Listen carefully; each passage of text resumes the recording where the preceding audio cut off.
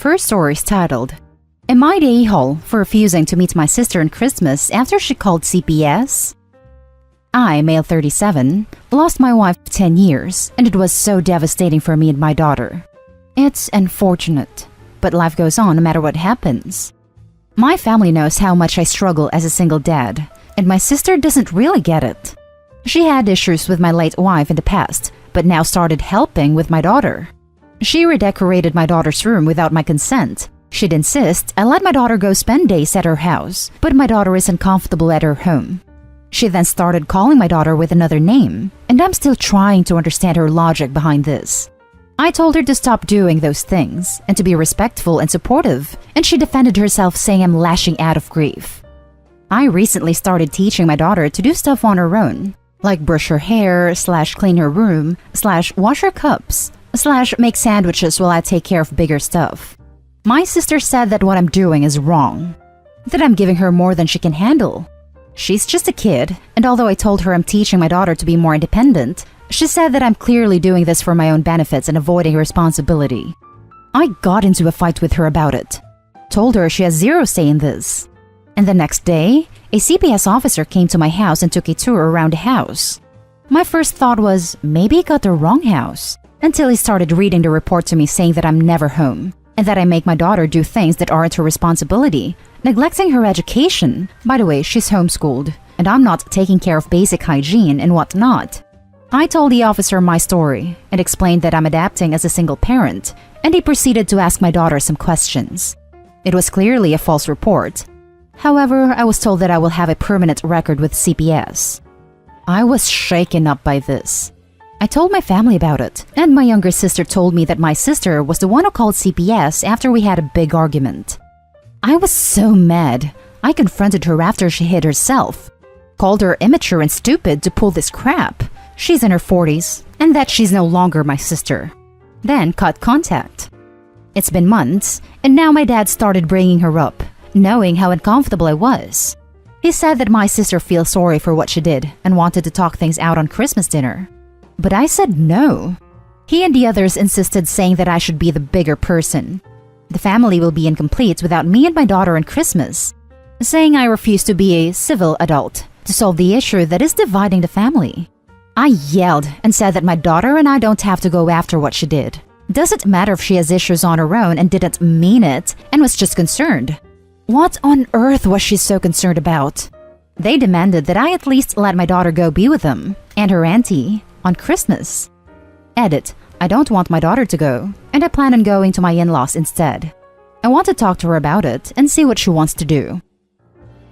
Now for the top comments. Not the a-hole. Calling CPS just because you're angry is wrong. She took time away from children who are being neglected and need help to get back at you. Not wanting to have her around your family is a normal response. She proved herself to be a danger to your family. She called CPS because she didn't think I was handling my responsibilities as a parent and doing everything wrong.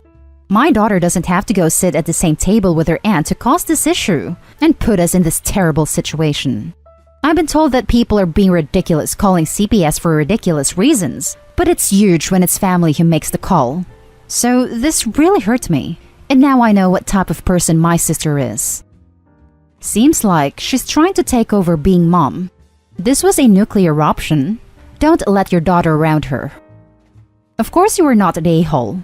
You sound like a good dad doing your best in a really tough situation.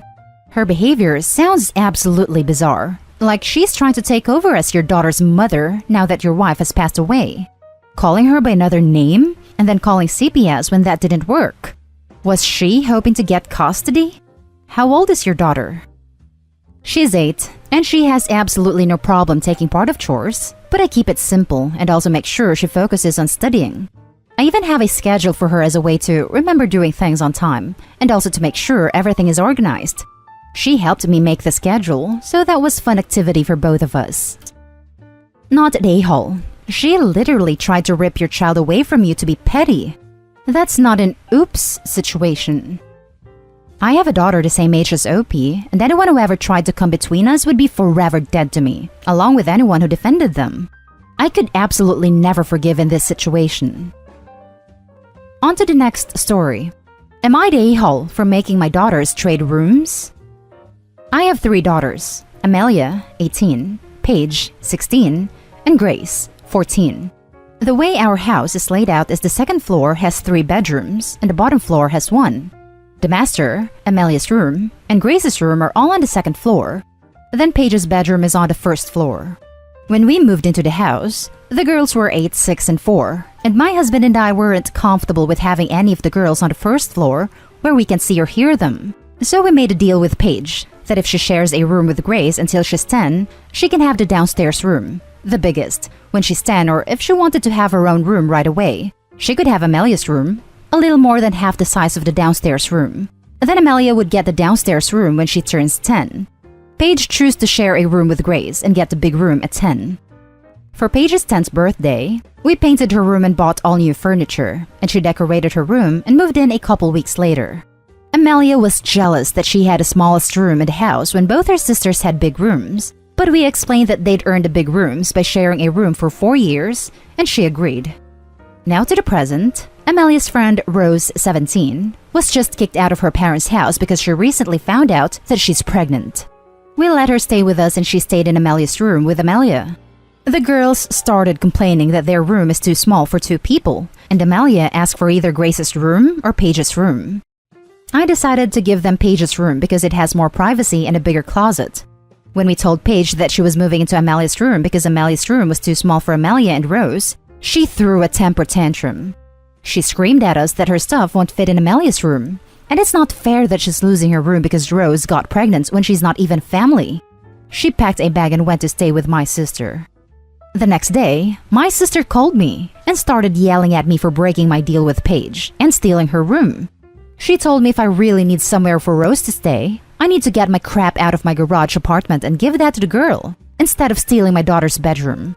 There is a studio apartment above our garage, but we've used it for storage since we got here. Plus, it doesn't have heating or AC, and I wouldn't want Rose to have to live there. So Reddit, am I the a-hole for stealing my daughter's room? Edit. I wanted to add that Rose isn't a stranger. She's been friends with Amelia since 1st grade. She went on vacations with us. She was at our house more than hers before she got kicked out. She's a 4th daughter to me. You're the a-hole. Plain and simple. Don't make the girl move out of her room because someone who's not family decided to get knocked up. Not only not family, but the friend of the sister that had her own room this whole time. You're the a-hole. The garage apartment is obviously the answer here if you're planning on Rose staying with you for the long term. You can get a small, safe heating/AC unit relatively cheap. You don't really expect anyone else to have to share a room with an infant when there is an actual apartment available. Yes, this. Eventually your oldest daughter Amelia will start complaining about living with a newborn, and then you will have 2 daughters mad at you. It is your house, but she's your middle daughter, and at 16, you could have talked to her first before making a decision for her. Fix the garage, OP. You're the a-hole. Paige is 100% correct. She should not be punished because some random teen got pregnant. The next story is titled, Would I be the a-hole if I don't let my kids' PS5 go over to their dad's house? I am only conflicted on this because I know my kids are much better off here than at their dad's. So, X34 male and I 32 female share 2 kids. Our daughter is 12 and our son is 10. X and I mostly split parenting time. Technically, I get them more because he works out of town every Thursday and Friday, and he can take them for parenting time then, or most weekends because he stays 3 to 4 days most of the time. So X and I don't really co-parent. We parallel parent, which means we each have our own rules and we don't really come together. It has been this way since the divorce. He's remarried and has 3 step-kids, 13, 11, and 10, and a 2-year-old with his wife. His wife isn't actually bad, and I can talk to her easier at times. But my issue with her has always been she expects me to get her kids stuff too, and I think it's a little much. On to the issue. I bought my kids a PS5 for Christmas. It's actually going to be our console since I game too, but it'll be mostly theirs. X knows I have it here for them because he was trying to get one the day I got it. He then says that I should let the kids bring it to their house so it can be shared with his step-kids who desperately want one too. I told him no, because I was buying it for my kids and me, and not for his family. He said I already got them Animal Crossing Switches this year, and that now they're getting a PS5, and it's so much more than they could afford or get for the other kids in their home. I told him I have no obligation to get his household gifts. His wife then says that she knows I got it for my kids, but it would really make her kids Christmas too if they could play with it sometimes. I don't think I need to do it, but maybe I'm being unfair? It just feels like the expectation will then be on me to keep getting stuff for both households and their family, when I'm a single mom and they're a two-parent family, which seems really unfair. Am I the a-hole? Now for the top comments. Not the a-hole. You don't owe their kids or their family anything. You bought the console for you to use as well as your kids. If they want their kids to have a PS5, they should get them a PS5. I know they can be hard to get right now, but it's really not your problem. If your kids took it to their house and it broke, who would be getting a new one? It's just a headache all around. I agree. Who'd get a new one after wear and tear, or if it breaks? It's best to avoid unnecessary drama and strain in relationships. Not the a-hole. That's an expensive, non-portable console that seems like it's doomed to get broken by being transported back and forth and played on by other kids as well. I feel like X would just go, too much effort to move it out of here. We should leave it here so it doesn't get broken. OP, it is yours also. Leave it at your house. Info. Do you honestly think if something happened to it at their dad's house, he would or could pay to fix it? Nope. It would be too bad. So sad. And he would say I took the risk in the first place. The last story is titled, Am I the a-hole for suing to overturn my daughter's adoption? I was in a horrible relationship with a woman I'll call Christy. She was a very toxic person, and at best, a borderline alcoholic. I hate to armchair diagnose, but she is spot on for borderline personality disorder. Constant paranoia about everyone and everything, wild mood swings. I realized I had a problem and needed to cut ties with her to move on and fix myself. And that's when she announced that she was pregnant. She stopped drinking while pregnant, but her behavior didn't really change. If anything, it got worse. I blocked her for a few months after there was a particularly bad incident that made me relapse, but I had every intention of being there for my child and made sure she knew that. When she would have been 8 months pregnant, a mutual friend called me and said she had had a stillbirth. I had no reason to not believe that friend, but I just couldn't risk seeing her again and getting sucked back in, so I texted her condolences and have kept her blocked in every way that I could since. 8 years have passed. I married my wife 2 years ago, we have a child, and I just passed 7 years sober. I went back to visit my parents last July, same town, and saw some old friends, some of whom would have known Christy. One mentioned that Christy's daughter just had her postponed birthday party. Her 8th birthday party. That is, this kid would have had the exact due date as Christy's stillbirth. That is, she had my child. Christy married some guy, had 2 more children, and had him illegally adopt my daughter. I now want to sue her to overturn the adoption because she clearly had someone lie to me, so I wouldn't try fighting for my parental rights. I'm devastated that she stole so much time from me, and I want my child to know her family and likely be in a safer, more stable home. My mother's telling me not to because people can change, and it would be confusing for her at this point, but I think I should. You're the a-hole / everyone sucks here.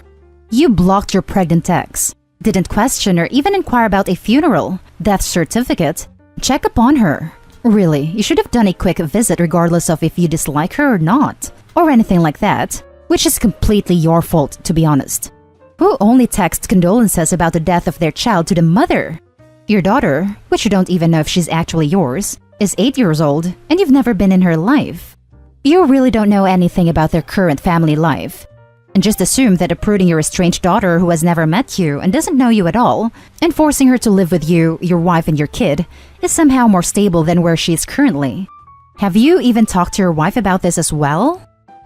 My man, this is so far above Reddit's pay grade. It's not even funny.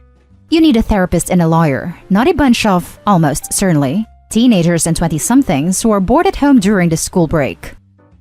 Everyone sucks here. I want my child to know her family and likely be in a safer, more stable home. That likely is carrying a lot of weight here. You want to fight to have your parental rights acknowledged, assuming you are in fact the father, and at least establish some level of visitation. That's entirely justified. But demanding that an 8-year-old be torn from the only family she's ever known, without firm evidence that you're actually rescuing her from something terrible, is hardly going to make things more stable for her. You would be the a-hole if you tried to sue her. Yes, she's an a-hole for her part in this, but you made a choice to block her everywhere and not verify the stillbirth.